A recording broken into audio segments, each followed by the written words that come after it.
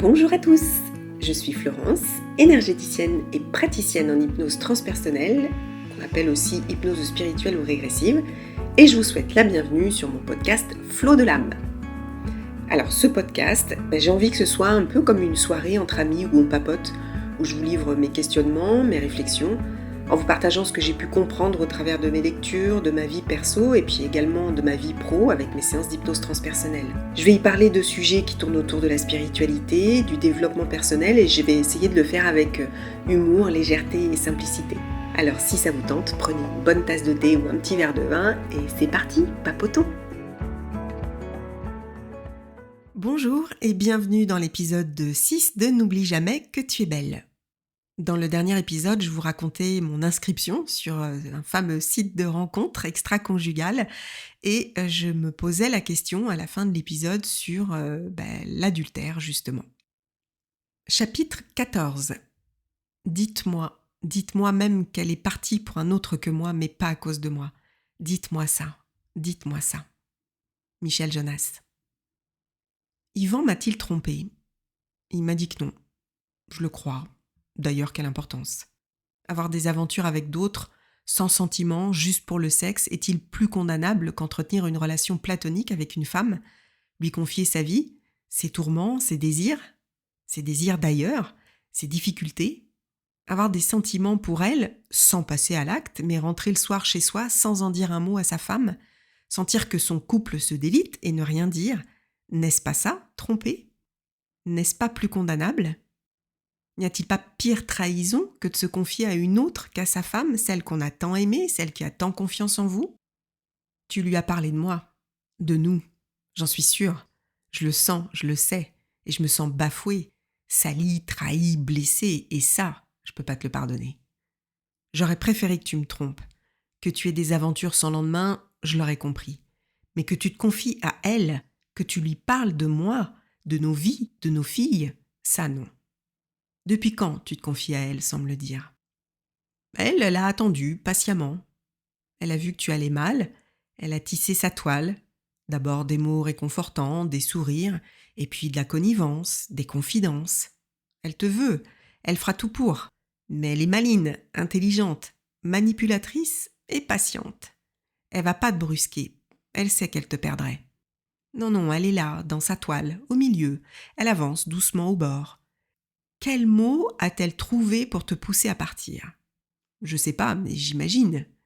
Pendant des mois, chaque jour, elle va y travailler. Et un jour, tu cèdes. Te voilà pris dans ses filets. Bravo Léa. Sous couvert d'une bonne amie bienveillante, tu l'as manipulée et tu as détruit une famille. Je suis convaincue que les choses se sont passées comme ça. Je te vois évoluer dans sa vie et dans celle de mes filles. J'ai compris ton mode de fonctionnement.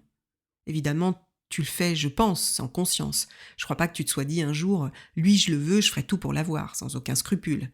Je ne crois pas que tu sois une mauvaise personne. Tu t'es juste laissé guider par tes envies, et qui pourrait te le reprocher finalement ? N'est-ce pas ce que nous faisons tous un peu chaque jour ? Et puis tu l'as pas forcé, après tout. Il était et il reste maître de sa vie. C'est lui qui a décidé. Il était perdu, t'étais là, et voilà. C'est compliqué et simple à la fois. Est-ce que je t'en veux d'avoir brisé ma vie ? Quand j'ai compris le rôle que tu as joué dans cette histoire, j'avoue t'en avoir voulu, mais plus aujourd'hui. Non, j'ai même pas de colère ni de mauvaises pensées à ton encontre.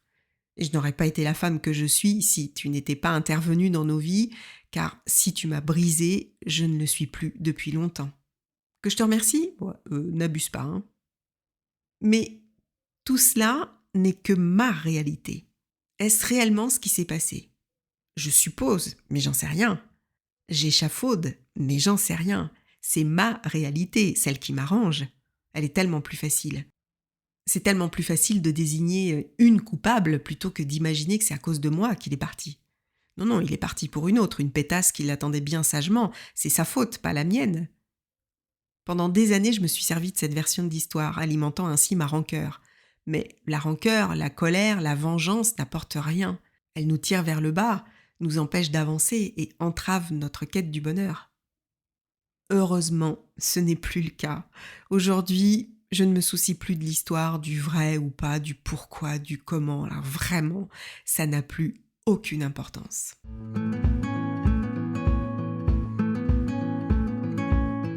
Chapitre 15. Même soleil d'hiver, même bruit de brindilles, le bout des doigts glacés, le givre sur les grilles, même odeur d'humus, la terre qui se terre, tout y sera, à part toi. Axel Baupin. Noël arrive. Je le redoute depuis quelques semaines. Mon premier Noël sans lui. Notre premier Noël toutes les trois. C'est bancal 3 comme chiffre. Une table sans 4 pieds, ça tient pas. Une voiture sans 4 roues, ça roule pas. J'aime pas les chiffres impairs, c'est moche. Tout est moche. Il fait froid, il fait nuit tôt, c'est nul, tout est nul. Je veux que cette fin d'année passe vite, je suis pressée. Comme si cette nouvelle année allait m'apporter un renouveau, un bol d'air. En ce soir du 24 décembre, mes parents sont là. Mon amie Cathy et sa fille Alison aussi. Ensemble, on est moins seuls. Phrase bateau, mais tellement vraie. Chacun de nous fait un effort pour rendre cet événement festif comme il devrait l'être. Je verse une larme quand je m'échappe dans la cuisine, ma mère aussi. Malgré les sourires, la tristesse se lit sur nos visages. Néanmoins, l'échange des cadeaux est un moment fort. Mes filles m'ont comblée. Elles ont fabriqué un tableau mémo et elles ont signé « Fait avec tout notre amour, maman, on t'aime ». Leur amour me donne la force dont j'ai besoin pour avancer. Mais ce moment est douloureux. 25 Noël avec toi, encore un chiffre impair. Mais il n'y en aura plus d'autres. C'est idiot comme on s'attache à des symboles pour se faire de la peine inutilement. Ce soir, je me flagelle, je pleure sur mon triste sort de femme abandonnée. Pourquoi faut-il toujours qu'on compte ? On fête, on marque le coup, les bons et les mauvais souvenirs. Chaque année, une nouvelle année. Chaque année, un anniversaire, d'une naissance ou d'une mort. Quand on se souvient, on compte. Il y a 25 ans, je te rencontrais. Il y a 19 ans, on se mariait. Tiens, il y a 4 mois, j'étais au fond du trou. Ah tiens, c'est vrai, déjà 4 mois. Pourquoi faut-il toujours qu'on regarde en arrière ? Parce qu'on regrette ? Nostalgie du temps passé ? On compte le futur aussi, c'est idiot quand on y pense. On compte des situations qui n'existent pas encore et qui potentiellement n'existeront jamais. Je serai où dans 4 mois ? Est-ce que je souffrirai autant ? Et dans 1 an, je ferai quoi ? Est-ce que je vais trouver du boulot ? Est-ce que Charlotte va aller mieux ? Et qu'est-ce que je vais faire si elle va pas mieux ? Et Maëla, est-ce qu'elle va trouver sa place ? Elle que je vois se renfermer sur elle un peu plus chaque jour ? Qui peut me répondre ? Qui peut m'aider ? Qui peut me soutenir et me rassurer ? Tu me manques ce soir. Ce soir, nous sommes le 24 décembre 2011 et tu me manques. Je sais ce que j'ai vécu, je ne sais pas ce que j'ai à vivre et je suis terrifiée. Tu ne sais pas, ma Flo, que c'est le dernier réveillon où ton homme te manque. Tu ne sais pas qu'un jour, tu ne compteras plus. Tu ne sais pas que tu seras en paix, que tu t'aimeras assez pour ne plus compter le passé et pour ne plus craindre l'avenir.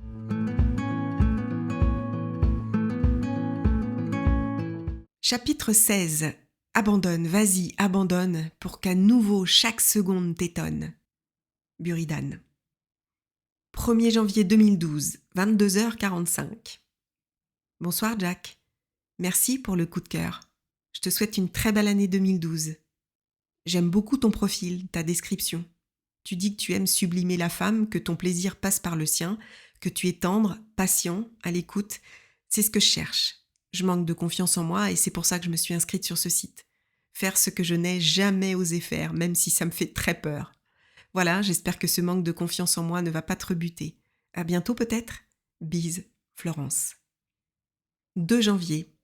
Bonne année 2012 à toi. Je te souhaite de retrouver une belle confiance sexuelle en toi.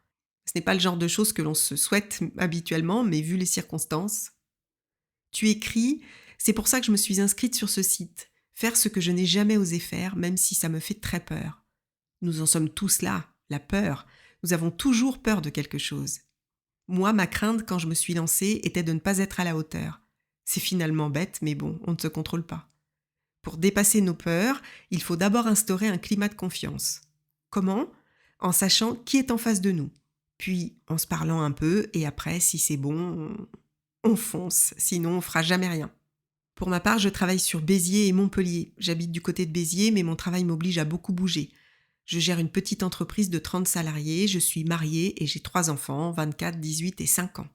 Mon travail me prend beaucoup et comme j'aime la vie, je fais du sport, je ne fume pas et je ne bois pas. La vie est plus belle quand on se sent bien dans son corps et dans sa tête. Comme j'aime la vie, je m'offre des friandises qui font du bien au corps et à l'âme. Friandise de nature câline.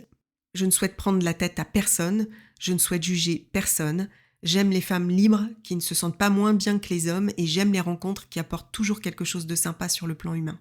Je te laisse me parler à présent de toi et la phase suivante sera la terrifiante phase des échanges de photos. Bise, Jack. 3 janvier. Bonsoir Jack.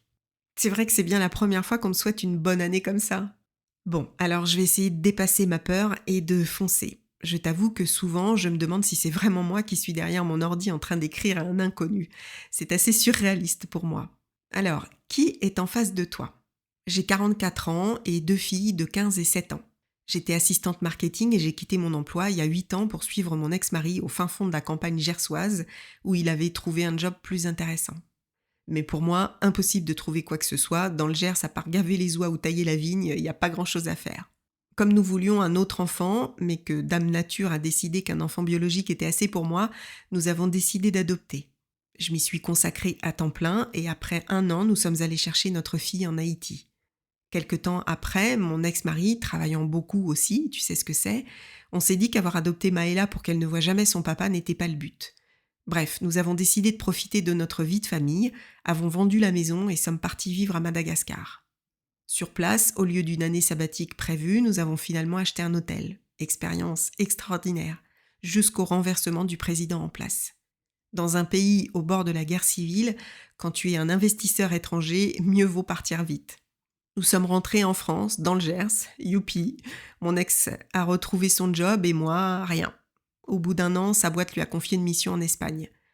Nous voilà donc l'année dernière, à la même époque, arrivés en Espagne. Mes filles et moi ne parlons pas un mot d'espagnol, pas simple.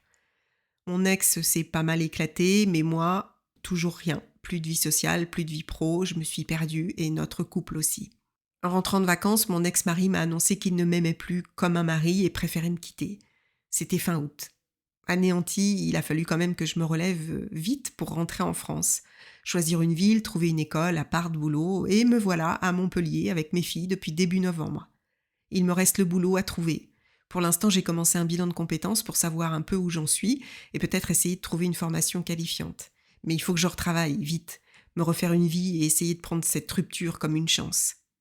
Je me rends compte que je t'ai écrit un vrai roman, j'arrête là, je veux pas te saouler. Moi non plus, je ne veux pas de prise de tête, je veux juste une expérience inconnue pour moi, me redécouvrir et reprendre confiance en moi. Quoi qu'il advienne de nos échanges, ce sera toujours enrichissant. Et si je te plais pas, il n'y a aucun problème, je ne serai pas vexée. Voilà, j'espère vraiment ne pas t'avoir ennuyé avec ma vie, si oui, désolée. Bise, Flo. PS, je ne bois pas, je fume un peu et je ne fais jamais de sport, honte à moi. 4 janvier. Super, je suis absolument ravie de constater que j'ai quelqu'un de bien en face de moi. Ta façon d'écrire et de t'exprimer me vont parfaitement, tu ne m'as absolument pas ennuyée, au contraire. Et maintenant, roulement de tambour. Le temps du démasquage est arrivé, épreuve difficile parce qu'on ne sait jamais ce que va penser l'autre. Mais en même temps, je vais te détendre tout de suite. On s'en moque de ce que pense l'autre puisqu'on ne se connaît pas. T'es décontracté maintenant ? Je te laisse donc en pièce jointe Jack. Photo soft, évidemment. Je t'en mets juste une coquine de dos et j'en ai toute une série comme ça, mais pour ça, il faudra être sage. Moi aussi, je te fais des bises. Jack.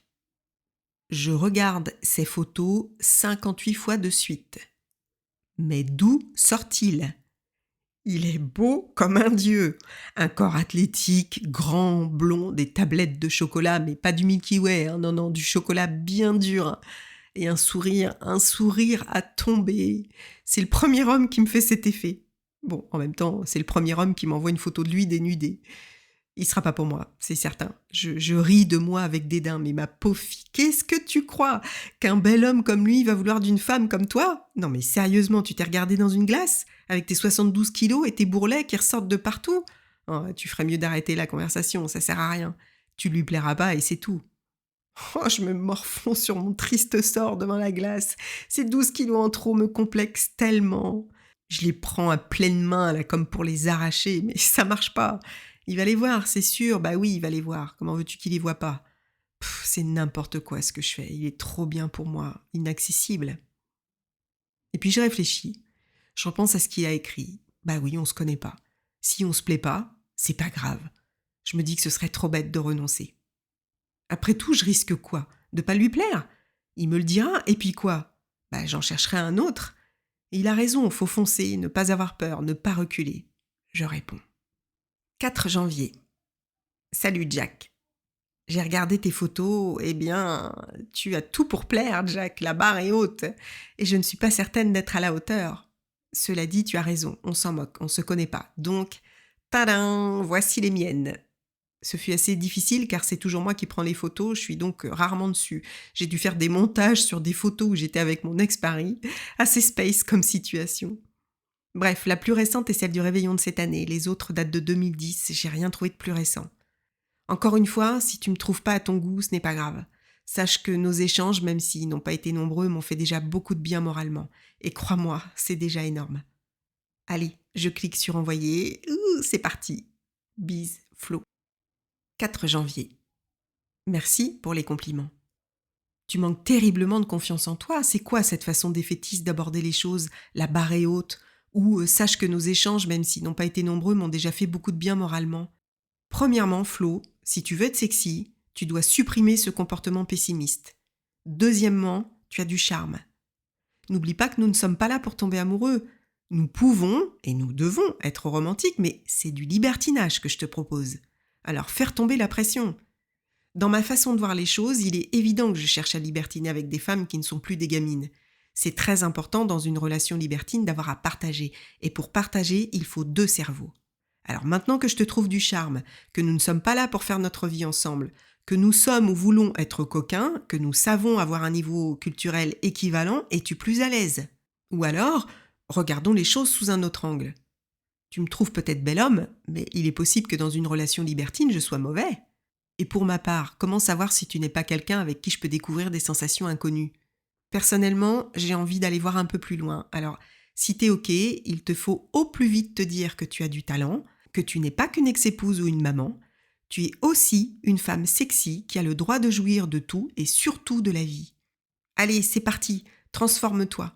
Recentre-toi sur tes plaisirs et tu amélioreras tous les domaines de ta vie. Pro, familiaux, amicaux, sportifs, amoureux. Je t'assure qu'une bonne confiance sexuelle t'amènera une force qui te permettra de regarder la vie avec légèreté et certainement aussi de retrouver l'amour. Mais pas avec moi. Donc, interdit dorénavant d'être négative. Tu dois être coquine et enjouée. Ok? De l'imagination et de l'audace. Je te souhaite d'être heureuse. Bisous, Jack. PS, photo coquine de plus. À toi de jouer. Ce jeudi 4 janvier 2012, il est 16h34. Je lis, je relis et je pleure. Ces mots me touchent en plein cœur, me redonnent foi en la vie, foi en moi. Ils sont justes. Comment a-t-il fait pour me percer à jour? Il me désarme, il me bouscule et il me fait du bien. Mes larmes sont un mélange de joie, de peine immense, de douleur et de reconnaissance. Merci, Jack. Merci pour ces mots. 4 janvier 2012. Merci. Oui, je manque de confiance en moi, mais j'y travaille. D'abord avec une psy, j'en ai grand besoin. Et effectivement, je sais que cette confiance en moi ne sera pas pleine si je ne passe pas par mon épanouissement sexuel. J'étais épanouie avec mon ex-mari. Enfin, non, pas tant que ça. Mais puisqu'il n'est plus là, je veux en profiter pour découvrir autre chose. Et pour l'instant, c'est pas l'amour que je recherche. Je veux me retrouver, me trouver moi. Mais j'ai vécu comme ça pendant 25 ans, c'est pas simple de voir sa vie bouleversée et ça fout la trouille. Mais j'y vais, je fonce. Et puis 5 mois sans sexe, j'en peux plus. Donc transformation, relooking, opération sexy flow. Pour la photo, tu triches, hein. Tu as une longueur d'avance sur moi, toi, elles sont déjà prêtes. Moi, j'en ai pas pour le moment. Aujourd'hui, mes filles n'ont pas école, donc je peux pas me prendre en photo. Il va donc falloir patienter un peu. Joli torse d'ailleurs, Mr. Jack. À plus, bisous, Flo. 5 janvier. Voilà, c'est ça un vrai message. Je suis émue parce que je t'ai fait avancer et du coup je te trouve tout de suite plus sexy et tout de suite plus belle. Tu vois, c'est ça être une femme. Allez, j'attends tes photos, sois belle et prends du plaisir quand tu fais tes photos. Tu verras, ta libido va monter et la mienne aussi. On appelle ça des préliminaires d'un télo. Bise, Jack. Être une femme. Femme, adulte, de sexe féminin. Je ne me suis jamais considérée comme une adulte, et encore moins comme une femme. Malgré mes enfants, j'ai toujours eu la sensation d'être encore moi-même une enfant me cachant derrière mon mari pour tout. Comment aurais-je pu me comporter en femme dans l'intimité de notre chambre sans avoir conscience de qui je suis vraiment ? C'est parti pour une séance photo. Bien, qu'y a-t-il dans mon tiroir magique à sous-vêtements qui pourrait attirer le chaland dans cette future expérience sexuelle absolument improbable pour moi ? Alors, voyons voir. Je fouille. Des culottes en coton déchirées pour la plupart. Encore une autre, et puis une autre. Oh là là, que ça, mais ça va pas le faire du tout, ça. Mais à qui tu vas plaire comme ça, ma pauvre amie ? Je réalise à cet instant, devant l'ampleur de la catastrophe, que je n'ai jamais rien porté d'autre que ces foutues culottes sans presque pas d'élastique et la plupart du temps déchirées. Alors certes, le coton peut avoir un côté sexy parfois, mais il a ses limites, surtout lorsqu'il est parsemé de trous. Bon, mes soutiens-gorge ne sont pas en reste en matière d'élégance, hein. Là, je touche le fond. Mais comment ai-je pu me laisser aller à ce point pendant toutes ces années ? Comment ai-je pu en arriver là ? La sexualité n'est pas qu'une question de sous-vêtements, on est bien d'accord. On peut très bien être hyper épanoui sans cela, là aussi je suis d'accord. Sauf que, en ce qui me concerne, pour me sentir femme et sexy, c'était la première étape, vraiment, changer radicalement ma garde-robe.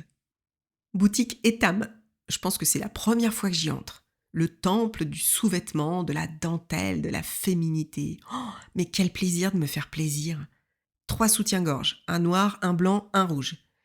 Des boxers, tangas, culottes, mais en dentelle noire cette fois. Ultra sexy. J'ai bien tenté un porte-jartel, mais c'est encore un peu tôt. Je suis pas encore prête pour ça. Mais je sais que ça viendra. Sitôt arrivé à la maison, et c'est parti pour la séance photo. Je glousse, mais qu'est-ce que je m'apprête à faire ? J'ai mis un boxer noir. Mon téléphone est posé en hauteur sur un meuble. Retardateur à 10 secondes, je dois me positionner face au mur pour qu'on me voie de dos, qu'on voit mes fesses dans cette jolie culotte. Bon, la première n'est pas une réussite, j'ai pas été assez rapide, on voit que la moitié de mon corps. Je ris et je retente. Cette fois, c'est mieux. Je regarde mes fesses dans ce boxer. Je la passe en noir et blanc, c'est plus joli et érotique à mon goût. Elles sont jolies, mes fesses. J'y avais jamais prêté attention, c'est vrai qu'elles sont jolies. Sensation nouvelle, je me sens bien. C'est léger, à peine perceptible, mais un changement s'opère. Je me réveille, en douceur. Je sens une légère excitation, un appel au sexe. Là aussi, léger, mais présent. Je souris, je suis bien. L'angoisse me rattrape à l'idée d'envoyer cette photo à Jack, cet inconnu qui semble ne me vouloir que du bien. Oh, mais après tout, qu'ai-je à perdre ? Allez, j'envoie.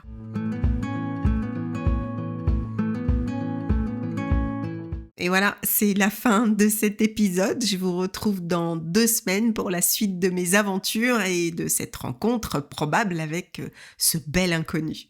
En attendant, je vous dis à dimanche prochain pour un nouvel épisode et prenez bien soin de vous. À bientôt.